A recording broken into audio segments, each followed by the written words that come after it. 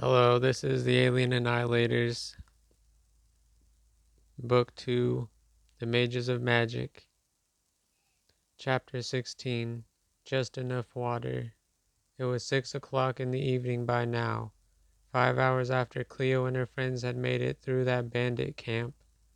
Cleo and Rachel had run out of water maybe half an hour ago. That meant that in the next couple of hours, their mouths would become dry and parched, their heads would begin to ache, and their entire bodies would begin to feel weak. Proceeding forwards would begin to feel like quite a chore. Kenneth, on the other hand, still had half a gallon of water left, just enough to get him to the village comfortably. Kenneth had said that a couple hours in the sun would have taught Rachel a lesson. Well, by now she had been in the sun for hours and was growing weak from lack of water. When Cleo voiced this thought, Rachel said, "No, just tell him you won't share any with me. He'll give some to you, if you promise him that." "No, I can get him to see reason. Just wait back here a minute," Cleo said, and hurried forward to where Kenneth was walking in front of them. Now she was walking beside him. "Are you ready to promise not to give any of my water to Rachel?" Kenneth asked her. I'm here to tell you that until you let me give some to her, I'm not drinking any of your water. I'll go on a hunger strike." "Sorry, thirst strike," Cleo amended. Kenneth groaned. "Why do you care so much about her? The reason she even came with us was because she said she had something to contribute. Well, all she's done for me is beg me for my water. She had water, and should have rationed it carefully, but didn't," Kenneth said heatedly. "She's learned her lesson after that incident at the beginning, where she chugged all that water. It was her way of adapting to the drastic change of climate," Cleo tried to reason. "Is that what she told you?" Kenneth asked sarcastically. "If she just sucked it up, you both may actually still have water by now. But, oh wait, because Rachel is a little wimp around some scaly reptile, she would have just chucked it to the side anyway," Kenneth yelled. It hurt her that Kenneth was raising his voice at her now, not to mention disparaging her best friend. She turned around and raised her hands to her face as the tears came out of her eyes. Kenneth had begun to walk forwards again, then stopped and looked behind him at Cleo. Oh shoot, was she crying? Kenneth hadn't meant to do that to her. Cleo felt arms go around her. "Kenneth." He turned her around to face him and looked her in the eyes. "I'm so sorry for yelling at you, and I'm also sorry for criticizing your friend. I love you and would never ever hurt you on purpose. Understand?" Kenneth asked. Cleo nodded and wiped away her tears. "You're sure that Rachel has learned her lesson? You're positive?" he asked her. After pausing briefly to consider, Cleo nodded again. "Okay, then I'll share some water with both of you. But first, you have to kiss me," Kenneth added jokingly. But Cleo leaned her head forwards for a kiss anyway. Chapter 17, Rachel Falls Down. With the extra water provided to them by Kenneth, Cleo and Rachel were able to travel comfortably for the next couple hours. This was helped by the fact that night had fallen hours ago, and the weather was getting cooler. That being said, half a gallon between the three of them, that left just 1/6 of a gallon for each of them. By 7 o'clock in the evening, their water had run out. It was 9 o'clock now, and the unusually hot night meant that the three friends were beginning to tire from lack of water. "Let's settle somewhere for the night," I'm freaking tired, Rachel complained.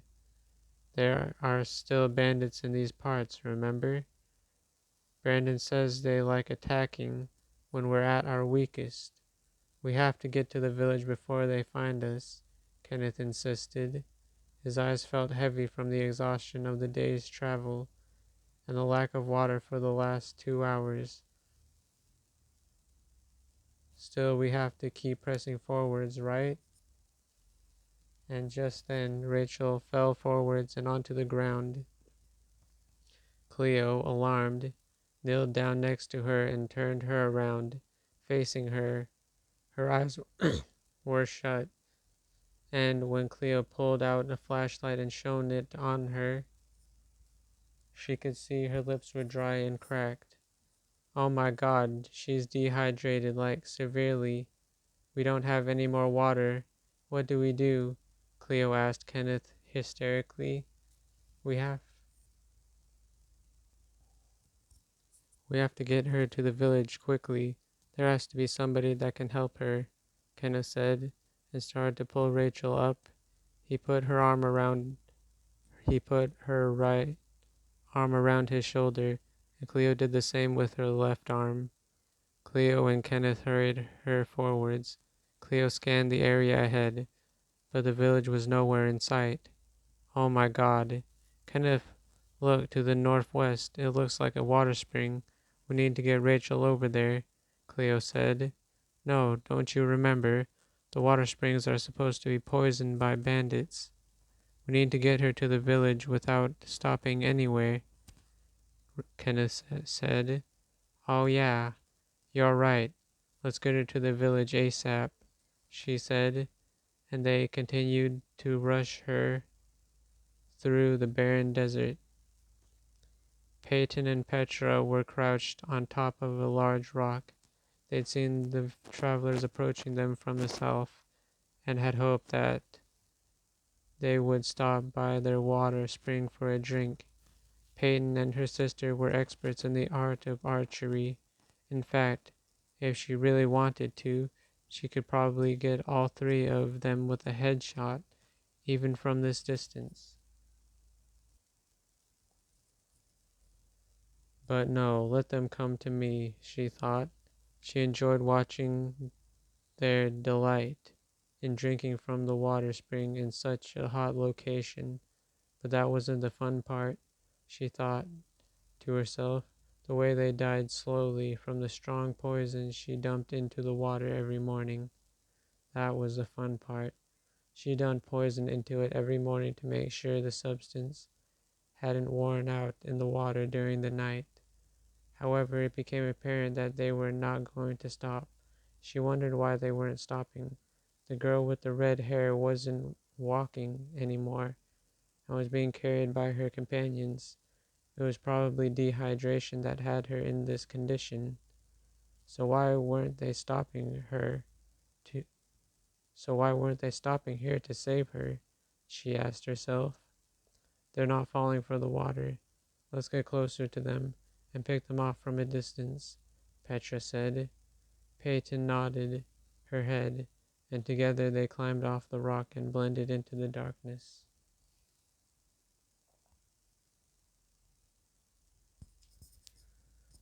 Chapter 18 Rain of Arrows. By 12 o'clock that night, Cleo and Kenneth felt ready to collapse from exhaustion as well. She and Kenneth were barely keeping Rachel up. The extra weight they had to carry was sapping away their energy even further. Just when all hope seemed lost, they reached the top of the sand dune they were on. They saw torches burning in the distance and small wooden homes. The village, I can see it. We're gonna, Kenneth began, then fell to the ground. Cleo's grip on Rachel slipped, and Rachel fell to the ground as well. Cleo hurried to Kenneth's side and looked at his face. His eyes were shut, and his parched mouth didn't look much better than Rachel's. Oh God, how am I gonna carry them both to the village at the same time? Cleo considered rushing to the village and hopefully getting a rescue team. Danger, Use me to protect your friends, a voice said to her. It was coming from the glove on her hand. The gauntlet.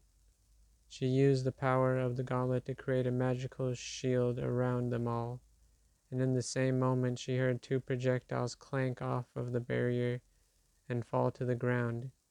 One had clearly been aimed at her head. We're being ambushed by bandits, she desperately thought.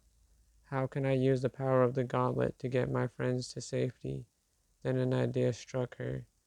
While maintaining the magical barrier around them, she charged a blast from her gauntlet and aimed it at the ground in front of her. Meanwhile, the projectiles, the arrows, she realized, continued to assail them. She didn't know how many archers there were, but there had to be 20 or 30 of them. The arrows were raining down like crazy, and she didn't know if she could continue to hold the barrier protecting them. Right when the blast was done charging, she let it loose on the ground in front of her, and the ball was sent forwards at high speed. The energy she exerted to perform all that took a toll on her, and she blacked out mid-air. Chapter 19: The Mages of Thirst Quenching. When Cleo awoke, she was in a bed, and sunlight was shining through the windows.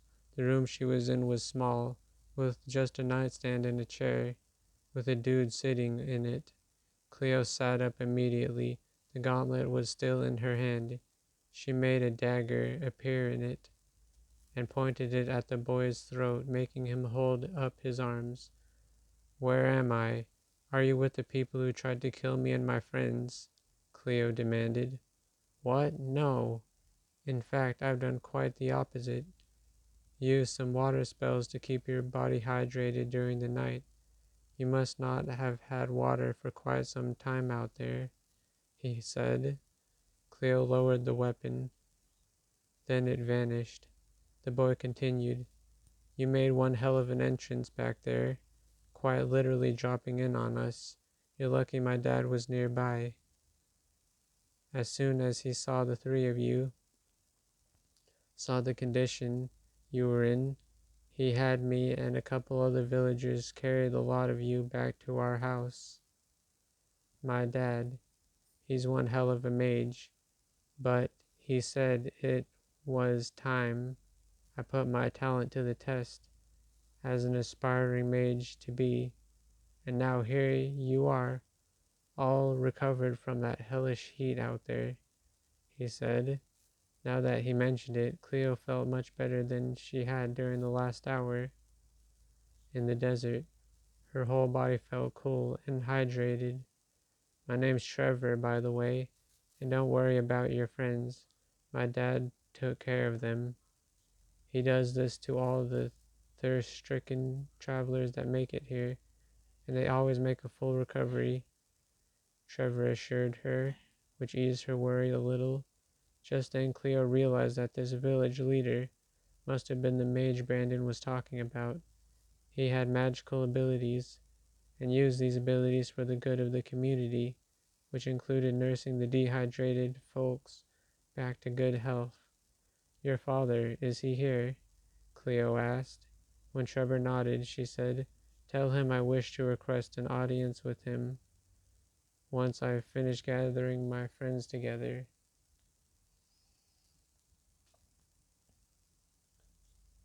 Chapter 20: The Mage of Water. Cleo found Kenneth and Rachel easy enough. They were just in separate rooms from her, under the same roof. Before they left the place, Cleo asked Trevor if he had any idea where their friend Brandon was. He said a man named Brandon had made it to the village a couple hours before them, saying he had 4 prisoners to put into their custody. As a reward, Brandon got to stay at the local inn for free. Room 15 is where they'd find him, he said. On the way to the inn, Cleo and her friends got a good look at the village. Wooden homes lined the sandy roads, and villagers carried their shopping down the various winding roads. When they got to the inn, they walked past the check-in counter and walked up some stairs. Rooms lined the corridor to the right. They walked until they saw room 15 and knocked on the door. Brandon was relieved to see them and let them in. He stood behind a counter with high stools on the other side. He gestured for them to have a seat. Once they got seated, Brandon said, "Okay, so you'll never believe it, but when I entered the village last night and said I have 4 prisoners to give to them, the village leader comes to thank me personally and requested that I get a free night at this inn. Isn't that generous?" Brandon said. Brandon moved on. "I hope you 3 made it here fine without my help," he said, prompting them to talk about their journey. So Cleo explained everything to Brandon and finished off with her saving her friends from a rain of arrows and blasting them to safety. "Oh no, a rain of arrows. I heard wind of this threat while checking into this place. I'm so glad you made it out of there alive," he said. "I was probably asleep when you 3 dropped in. Sorry I couldn't be of more help to you. The village leader, did you hear how generous of a man he is? He uses his magical prowess to rehydrate those suffering from lack of water. What if he's actually who we're looking for?" Cleo asked. Brandon said, stroking his graying beard. "He does have a significant role in the village. A leader. He uses his magical powers for the good of the community. Makes sure no one suffers from lack of water. He could be our guy. On the other hand," Brandon continued, "the ability to restore someone from the woes of dehydration. It is actually not that advanced of a spell. The only way to be sure he is the right man is if he is able to produce a hurricane made entirely by water. That is what the prophecy said, the one the gauntlet told Gregory Brunt all those centuries ago. The mage descended from his second eldest son would have a powerful influence over hydrogen-oxygen particles, so strong that hurricanes, tsunamis, he could produce these things with the wave of a hand," Brandon said. This surprised a lot of them. That was impossible, they thought. If this is true, then him proving he can do any of this would put his people in danger, even if he practiced miles away from them, Cleo said. "I know. I do not wish anyone's lives to be put in danger. That's why I propose that when we visit him, we request that he tell us some of the feats he has performed in the past. Who knows? There may be some solid evidence of him actually being a descendant of Gregory Brunt," Kenneth said. Brandon said. Kenneth looked out the window. The sun had risen, and a new day was upon them. 5 days until Lord Blazer rises. We have to make sure the village leader is Gregory's descendant. Take him somewhere safe to train. Then continue our journey and hope to the gods that we don't run out of time.